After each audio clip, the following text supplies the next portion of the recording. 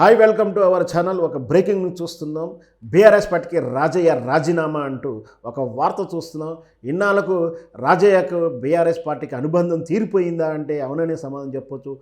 వాస్తవానికైతే రాజయ్య మొదటి నుంచి కూడా బీఆర్ఎస్ పార్టీలో అసంతృప్తిగానే ఉన్నాడా లేదా బీఆర్ఎస్ పార్టీ అతన్ని దూరంగా పెడుతుందా అంటే నిజంగా వరంగల్ రాజకీయాల్లో రాజయ్య మార్కు స్థానం ప్రత్యేకంగా ఉంటుంది. కానీ రాజయ్య మొదటి నుంచి కూడా వివాదాలకు దగ్గరగా ఉండడం, వివాదాల్లో తలదూర్చడము, ముఖ్యంగా మహిళను వేధించిన విషయం, సర్పంచ్ మహిళను నవ్యను వేధించిన విషయంలోనూ, అంతకుముందు తన కుటుంబంలో జరిగినటువంటి వరకట్టము గొడవల విషయంలోనూ తన కాంట్రవర్షన్లు ఉండడం, అదే జిల్లాలో బలమైన నాయకుడైనటువంటి కడియం శ్రీహరి గారితో అభిప్రాయ భేదాలు ఉండడం, రాజకీయంగా ఇద్దరి మధ్య పోటీ ఉండడం, కేసీఆర్కి తలనొప్పి ఉండడం, రాజయ్య మీద తరచూ వివాదాలు రావడం, కంప్లైంట్స్ రావడం.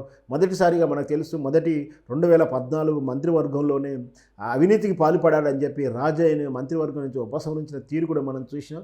రాజయ్యకి ఇచ్చిన పనిష్మెంటు అది అందరి మంత్రులకు వర్తిస్తుందంటూ కూడా ఆ రోజు సందేశాన్ని ప్రజలకు తెలియాలని కూడా కేసీఆర్ ఈ విధంగా నిర్ణయం తీసుకున్నాడు.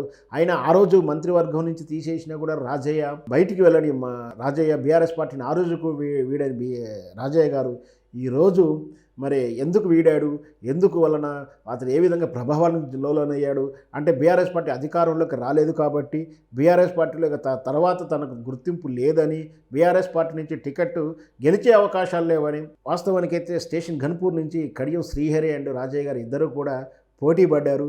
అయితే కడియం శ్రీహరి గారికి మాత్రమే ఆ టికెట్ ఇస్తూ రాజయ్యకు రాబోయేటువంటి రోజుల్లో మీకు ఎమ్మెల్సీ టికెట్ ఇస్తా అని చెప్పి నచ్చజెప్పారు. ఎంపీ టికెట్ కానీ ఇస్తామని నచ్చజెప్పారని కూడా వార్తలు వచ్చాయి. అయితే అనూహ్యంగా బీఆర్ఎస్ పార్టీ ఓడిపోవడంతో ఎమ్మెల్సీ టికెట్ల అవకాశాలు తగ్గిపోయాయి, ఎంపీ టికెట్ అవకాశాలు కూడా తగ్గిపోయినట్టుంది. కాబట్టి బీఆర్ఎస్ పార్టీలో ఉంటే నాకు రాజకీయ భవిష్యత్తు ఉండకపోవచ్చు, నేను కాంగ్రెస్ పార్టీలోకి వెళితేనే రాజకీయ భవిష్యత్తు అనుకుంటున్నాడేమో. బహుశా ప్రస్తుతానికైతే అతను బీఆర్ఎస్ పార్టీకి రాజీనామా చేసినట్టు పార్టీ కార్యాలయానికి లెటర్ రాయడం జరిగింది. మరి కాంగ్రెస్ పార్టీలో చేరుతారా లేక ఇతర బీజేపీ పార్టీ కానీ ఇంత అనూహ్యంగా ఏ పార్టీలకు వెళ్తాడు అనేది మనం వేచి